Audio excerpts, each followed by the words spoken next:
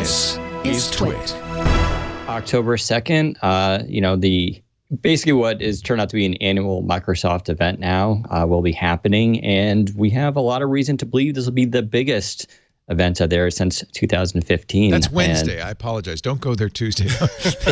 I'll be there Tuesday, but yeah, definitely tune in on Wednesday for it. We'll be streamed live. So. Yeah, and we're going to get up early. I'm not going to be here because I'm going to Boston for a LastPass event on Thursday, but I don't know who's covering it. Are you doing it, Micah? Yeah, I'll be there. 7 a.m., right? 7 a.m. 7 Our time, 10 a.m. in the East Coast. It will be Mikah and Ant Pruitt. And Ant. Oh, nice. Yep.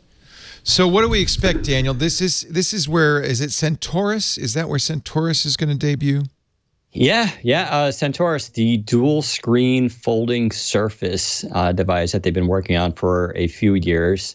And perhaps just as importantly, we're probably going to see Windows Lite or Windows Core OS, the brand new operating system designed for this new advanced hardware that they're pushing with this device. Is it ARM hardware or is it Intel hardware? This, we have reason to believe, will be Intel-based. Okay. That said, we'll talk about this in the Microsoft segment, but we are expecting a ARM Surface device as well. Guess what? This is the Microsoft segment right now. If you want to go right into it, we can do it. All right. We don't do this stuff in order. What are you talking about? We do have a lot of stuff with Amazon. There's Facebook, but as long as we're talking, let's talk about it. All right. So I got to be careful here. I basically know everything that they're going to talk about. Now, do you know that because you have great leaks, or you know that because they told you and non-disclosured you? Great leaks. Microsoft, as far as I know, doesn't do NDAs for this, except if you're like probably The Verge has probably already got 5 hands on video shot because they always get preferential treatment. Most media outlets don't, though. So no, this is an NDA. I also was offered, not from Microsoft, but from a well-known leaker, pictures of something. But I feel skeezy looking at that stuff. It's like tech porn. I don't want to see it. Yeah, from my perspective, it makes my job easier knowing what's coming, but I also don't want to ruin everything for people tuning in Wednesday, especially because, the Surface team puts a lot of effort into it. And this day and age where literally everything is leaked now months in advance. It doesn't matter if you're Apple, if you're Google, if you're, it kind of ruins it. So I want to keep some of this under lock, but I'll just say that, the leak so far we've heard about from other sources too has been Surface Pro 7. So this is going to be, this is a stable refresh, right? This is internalized hardware will be upgraded, likely 10th gen Intel, but the form factor and overall design is going to remain the same. We are, however, expecting, and I can confirm that it will switch from a mini display port to Type-C. Oh my God, I'm going to faint. Because even Thurrott thought they would never do. Now, when you say Type-C, is it Thunderbolt or is that too much to ask? That I can't confirm. That we don't know yet. So a lot of the actual details about the hardware we don't know, but I can tell you it's Type-C. Now, they also are keeping the Surface Connect port, which I've heard it's probably not Thunderbolt 3. And I'd rather tell people it's not, because if it is, then we'll be happy. Yeah, then you'll be happy. But even the Surface Go had a Type-C port that you could use for USB 3.1 and charging. Right. As well as a Surface connector. So that wouldn't be a revelation. It's really the Thunderbolt 3 we're looking for.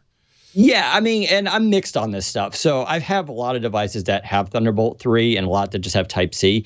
What most people are looking for is the Type-C. They want power delivery. They want to be able to charge it. They want to charge their devices. They want display out. They want that functionality of a universal port. Thunderbolt 3 is cool, but you're talking, now for powering maybe 2 4K displays at 60 frames per second, right? That's cool, but you're talking a small percentage of the population, especially Surface owners who are doing that. Same thing with, I always hear the people chime in with, what about an external GPU? And I love eGPUs. They're super cool.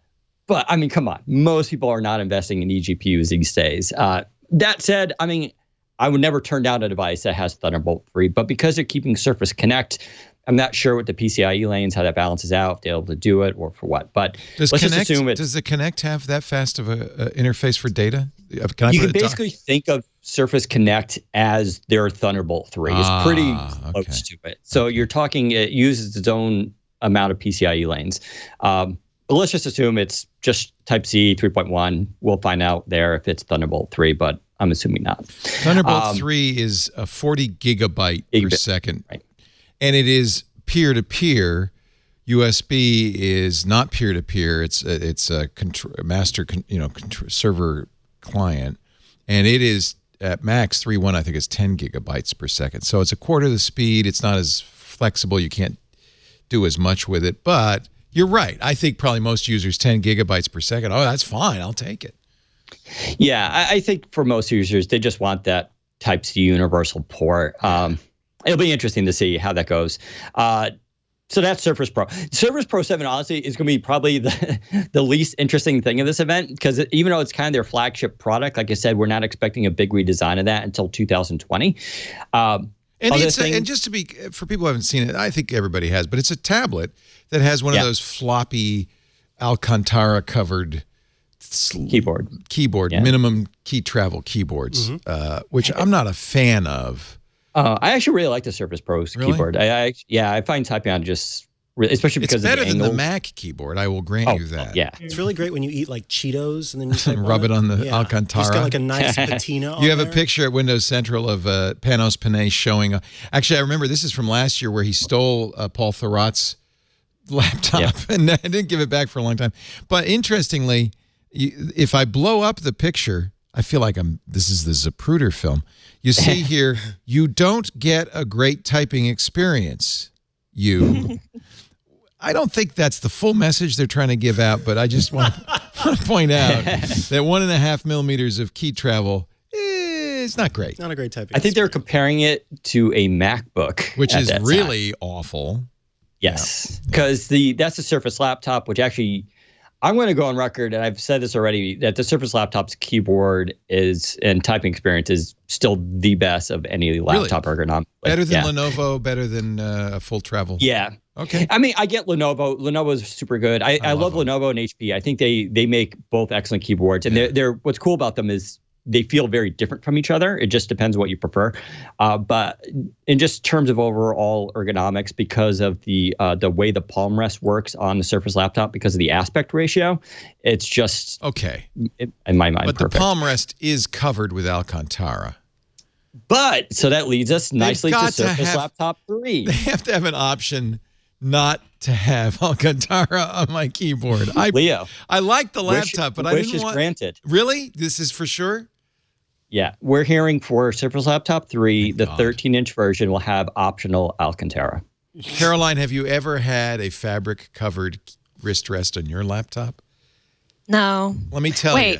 You haven't lived. Yes? A long time ago. You haven't lived until your wrists are floating on Alcantara. It's so soft. It is a nice experience compared to metal. It is. It's a little of a disconnect from the hard-edged high-tech world. Yes. You feel like you've got a grass-covered laptop or something. It's just like a little I think I'd like some turf on the laptop. A little turf. I'd have to buy some. I prefer grass to Alcantara. Yeah. There's also and I don't know, have you used a Surface laptop for a long period of time? Because I only used mine for a few months. But I would imagine it doesn't wear that well.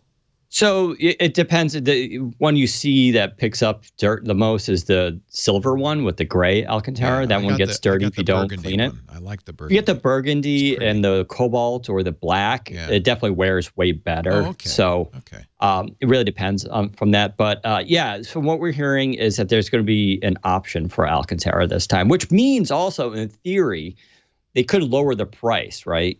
So maybe it's $50 cheaper without Alcantara. You mean I'm paying for that?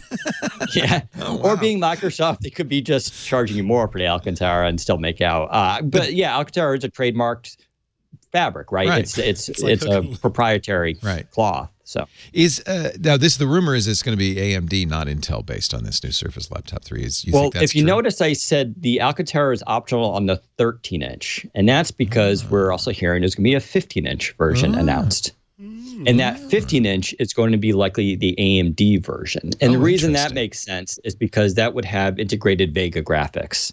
And so Vega graphics doesn't quite get you gaming level NVIDIA RTX or GTX. It's not that, but it's better than Iris Plus and a little bit better than the MX 150s that are out there.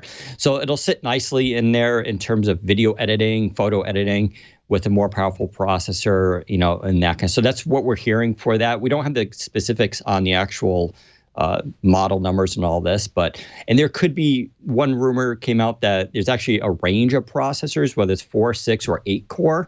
So pricing could start as low as $1,000, but goes all the way up to around $2,400. But it gives them their flexibility. You can basically buy which Surface laptop version suits your needs. I feel like Surface laptop didn't get the credit it deserved. It was kind of, it was nice and thin and pretty, but it just didn't seem, did it sell well? Do we know?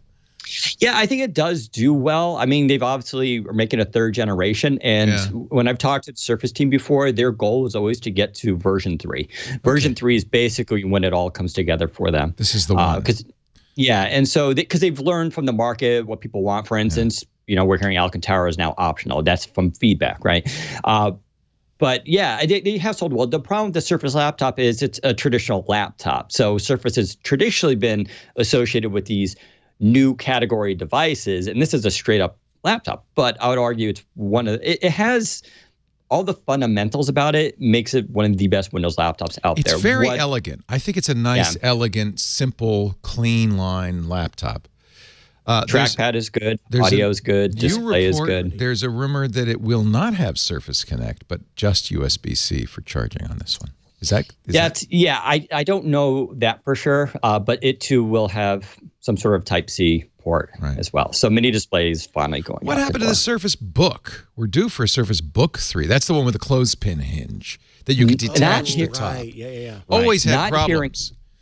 Yeah, there are some issues people have, specifically right now. They're trying to solve some issue with the GPU being disconnected, but we're not hearing Surface Book 3 for this event, which means the good news that really bothers you is Microsoft tends to do spring events too for Surface, so it may not be as big.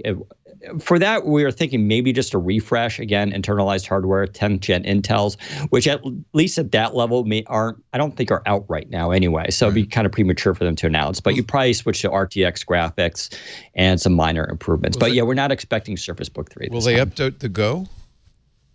Go is not, we're not expecting that for this event either. So I really had high hopes for the Go. It's nice and cute and small, and it's like a Surface Pro, but it's teeny, and it's also kind of slow. It's kind of not. So this is the fundamental issue with it, which is the processor. Now, I would also say the bezels are a little bit thick, and so they can fix that. But we're also just about. The Surface Go came out in July of last year, so it's not that old of a device. Okay. So it makes more sense, I think, for our spring. But getting back to that processor issue, so it uses Pentium Gold, which I remember when they told me that, I'm like, even I covered this. What is that? What is a Pentium Gold?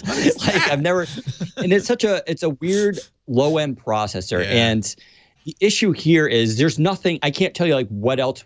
If they were updated tomorrow, what would they replace that with? I don't know. There is no other Pentium Gold, as far as I know, or some chip in that price range. As I remember, Intel made that for that device, right? They've actually made it. Kind of. They had some Pentiums around, and I think basically they're pulled open a drawer, spray paint them gold, little Rust-Oleum, and you're good to go. I think they were going to go with Qualcomm, and Intel was just like, take these here. We'll give you here's. And I think they cut them probably a really good price on them. They were better than the Qualcomm-based ARM processor Windows machines, and better than Atom. Yeah. Atom was the other thing that so it wasn't awful. I love it. It was so cute. It has LTE in it. It just was a very nice portable travel device, but it's just a little too well. Well, it looks like they've got a really good lineup of things to announce. Surface Studio, they're not due for an update on that yet, are they? No Surface Studio. But that leads, so Surface Go probably next spring. I do expect them to switch to Qualcomm probably at that point. Interesting. Unless Intel has something else out there. But we're hearing, a 7CX. The problem is they got to keep that price point, right? $399. And so you can't put a Core processor in there, Intel Core, because they're too expensive. Yeah. So they got to find something that could meet their needs there. And I think the Qualcomm may work better, but we'll have to wait and see.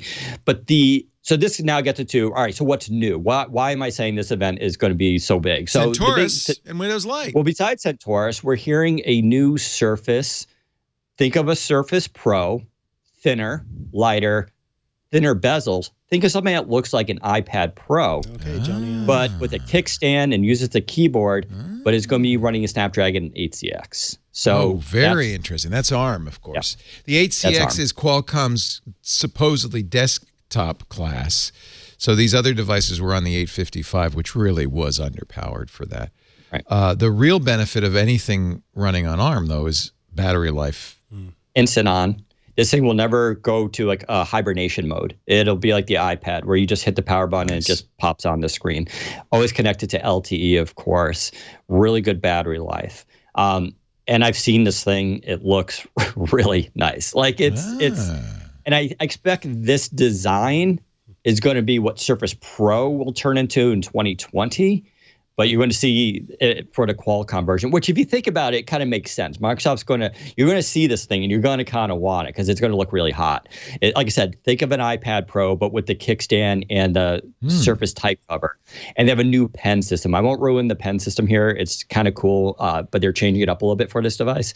And so you're going to see this thing and you're going to kind of want it. And that's going to help, I think, push people to adopt it. And then next year, they'll probably update the Pro version and Pro users will get it. So it's a good way, I think, to funnel people to ARM, which, I think once Microsoft does this, it will really say, we're serious about ARM and everyone should be like taking a look at this stuff now. And so that device for me is really what I'm excited about because I actually do like using the ARM devices. Snapdragon 850 is actually okay. The 8CX, though, is supposed to perform like an Intel Core i5 8th generation. It's supposed to be a pretty good processor. So, yeah. Now, of course, Intel's on 10th generation, and I've used some of these, and they're really good. But Core i5, for a lot of people in this form factor, I think is actually pretty ideal. Is this Microsoft going after Apple? I think this is a little bit, looking at the iPad Pro and going against that. ARM is the future for a lot of mobile devices, and they're moving towards there. I think you're going to see this bifurcation of computing where you get to these light, thin devices running ARM that are always on and instant, and then you're going to have more heavy-hitting devices that run beefier processors and have GPUs for people that need to do localized computing. But as we move towards cloud computing, stuff like Windows 10 on ARM, and this goes into Centaurus, makes more sense because everything starts to be in the cloud. Like right now, a lot of people want hardcore processors and GPUs for gaming, but Microsoft is about to start beta testing its xCloud service for doing game streaming. So that solves that problem if you think about it. You could actually have a thin client device and playing your Xbox games without having to have expensive, heavy hardware. Right. And so that's a really interesting transformation. So I think that will be like the main announcements. And then I think there'll be this sort of, one more thing, right? And they're going to start to talk about the future of form factors and the next thing coming in computing. That's where you will see this foldable Centaurus device. And I should say foldable, it's not Samsung It's foldable. a two-screen device. It's not a single it's screen. Dual screens with glass. They're glass screens. So they're not going to be plastic. I mean, as much as I love Samsung Fold, and I give credit to Samsung for pushing it out there. I mean, if you read the reports, right, if you drag your fingernail on it, you could damage the screen. Nice. I mean, that's really that's, know. But if you have glass screens, you don't really have that issue, right? Plus, you can use a pen. So this device, we don't know the size of it. It's between 10 and 13 inches possibly. Dual screens, folds up. It may reverse fold too because it has a special hinge on it. But this thing will be pen first basically as the input modality for it. And it's going to run this new version of Windows, which has been built for this. And it's not Windows traditional, Windows 32, the classic desktop shoehorned into a new form factor, which is kind of what the old Microsoft would have done. This is, think of iOS with Chrome OS mixed with Windows, and that's what this is kind of going for. And it should be pretty awesome looking, but you're going to see a device that helps redefine a category. And I think a lot of people will be like, I don't need that, or I don't know how to use it, but that's always what's cool about new form factors. And so this will be good for note-taking. It'll flip up and you can use a keyboard on it. And so it's going to have a lot of, I think, cool things. And you're going to see other OEMs pop in on this, right? Lenovo already showed off its literal foldable device back in June. That's coming out around the same time. It too will run this operating system. So you'll see other OEMs jump on this stuff, but it's a new exciting way to think of computers as smartphones become limited in what they can do. And so I don't know. It's going to be, but they'll tell the story, right, of what we expect, and we'll hear a little bit more about this operating system. That said, we don't expect this device to launch until spring or summer 2020. It's so interesting to me. This almost feels like, Caroline, it feels like a rebirth of Microsoft. Like this event will be a coming out party for a Microsoft. I don't usually think of Microsoft as innovative, as design forward, as trying new things. And it feels like this event will be kind of like that. You agree? Yeah, I don't know. I think what you were talking about in terms of like having like making like gaming specifically something that could like be performed on like a smaller, more mobile device. I think that's pretty interesting. Yeah. I don't know.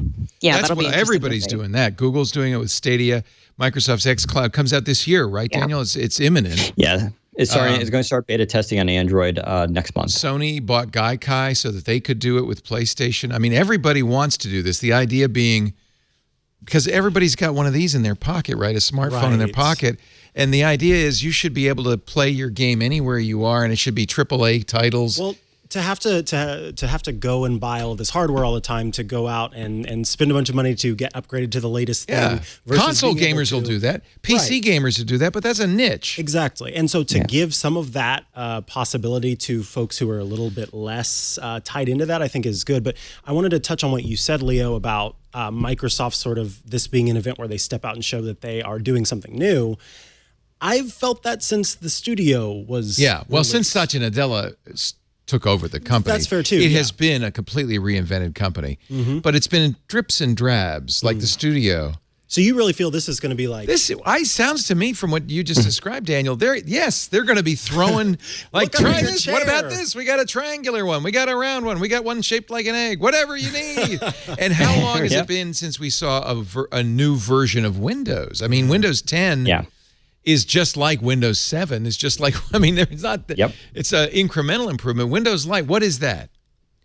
So from what we understand, so the actual name is Windows Core OS. They call it WCOS internally.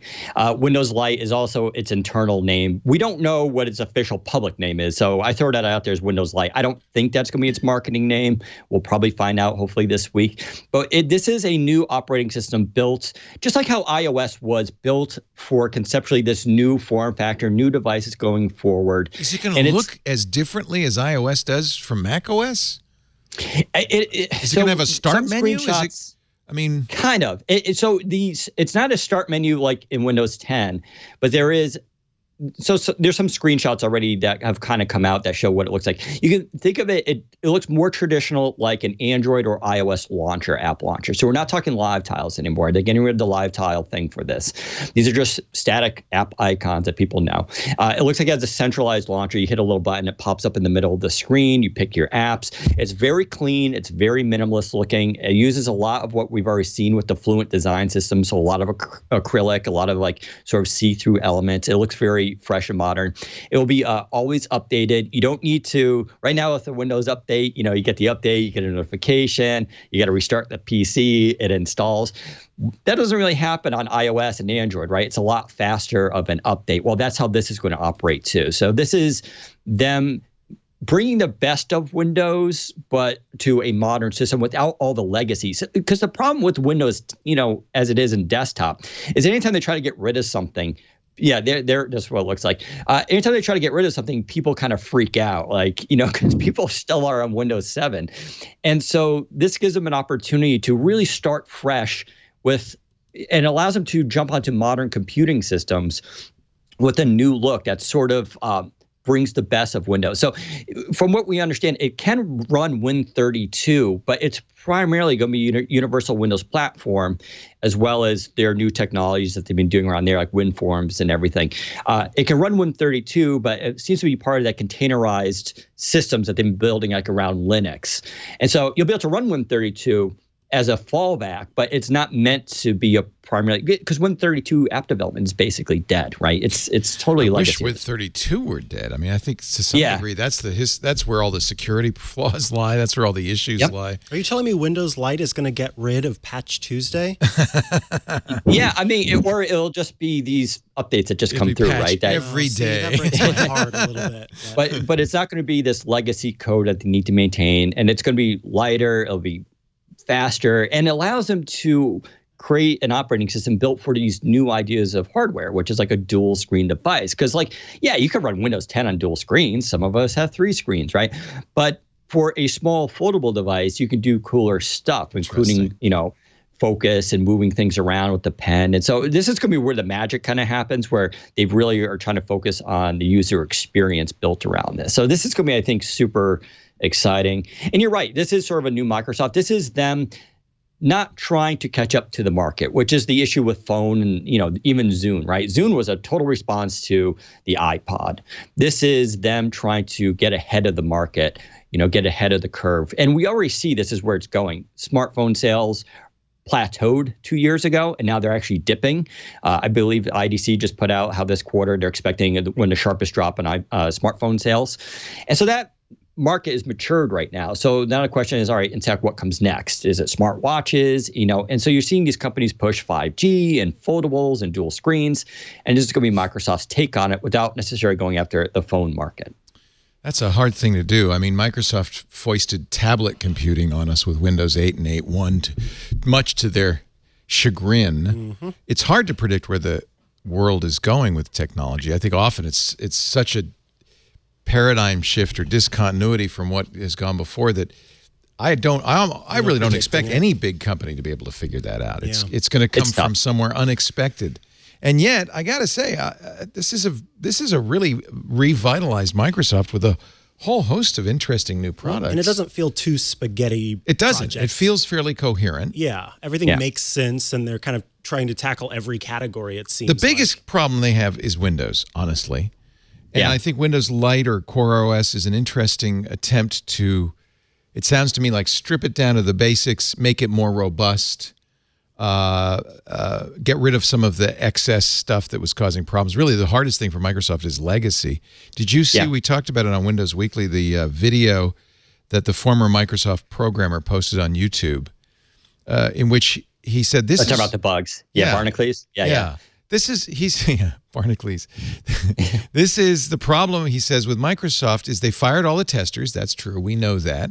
And they're relying on telemetry. They're relying on automated systems and the Windows Insider program to find bugs, to fix bugs, to figure out what to do next. And that's, I think he makes a strong point. I think Paul agreed. Clearly a failure. You agree, Daniel?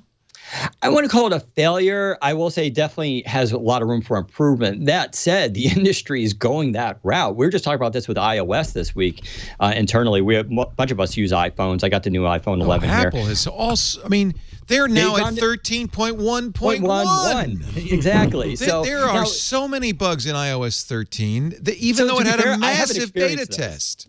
Yeah. And so I haven't experienced those, but I read those headlines too, right? And so they're doing this open beta stuff, and yet it seems like they have more bugs than ever. So, the problem is the industry is going down this route.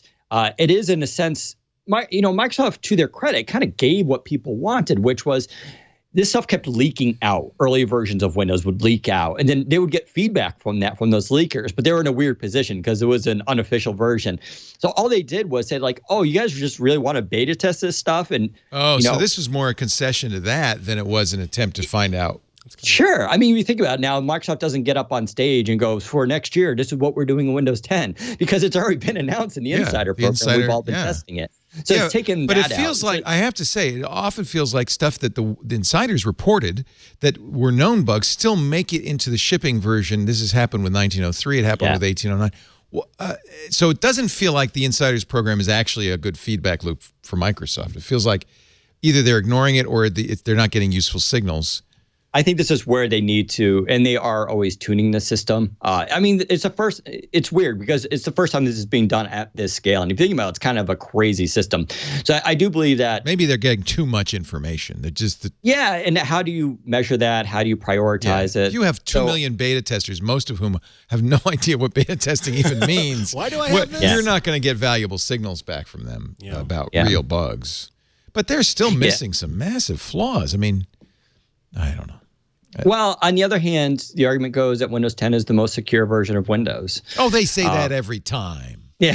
Is it true? I mean, coming from I think coming from IT departments who don't do the advanced insider stuff and usually are a version behind, they do get a lot more power and flexibility on this stuff. And from what I've talked to some IT departments, they actually enjoy what this is. But I think we can all agree they can definitely improve there. I don't think it's going to go away. Maybe they'll. But again, as Windows 10, it's going to be around for years. I'm not saying they're going to get rid of it. Obviously, it's legacy. They say it's the last desktop, version. They say it's it. This is it. But you're going to start to see them push with Windows Core OS, new form factoring devices. Don't forget. So maybe that's Windows Centaurus. 11. That's how they're going about That's how they're going to do it. I mean, that is going to be the future for them. You're going to, I mean, because you look at Chromebooks. We all laughed at Chromebooks years ago, including myself. Yeah. And now Chromebooks are, it's starting to look a little serious, right? Yeah. In education especially. Yeah. So they did Windows 10S, which was a Band-Aid. That wasn't their solution to Chrome OS. That was like, we got to get back into this market.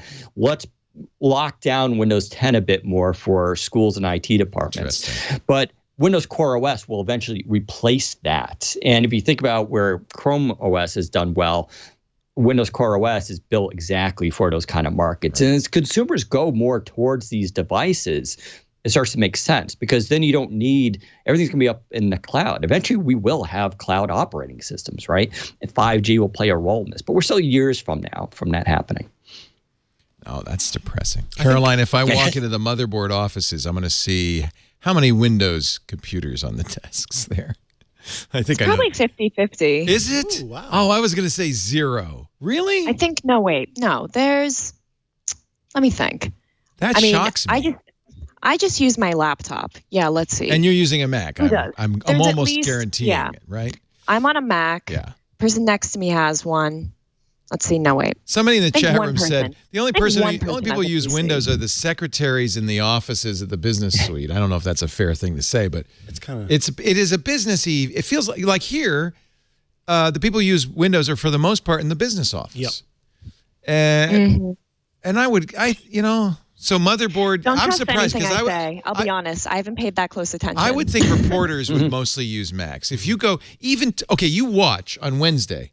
If they ever do a shot of all the people at the Microsoft event. It's gotten better. They're all little white glowing apples all over the place. I'll actually say it's shifted quite a bit. Has it? Oh, okay. Yeah, they'll show. You can go out watch those events, and you'll see there's actually quite a bit of those devices out there. And a lot of reporters are using the ARM devices now. They're starting to switch it because people they want LTE, right? LTE battery, yeah. Yeah, I mean, Windows right now its strength is business, enterprise.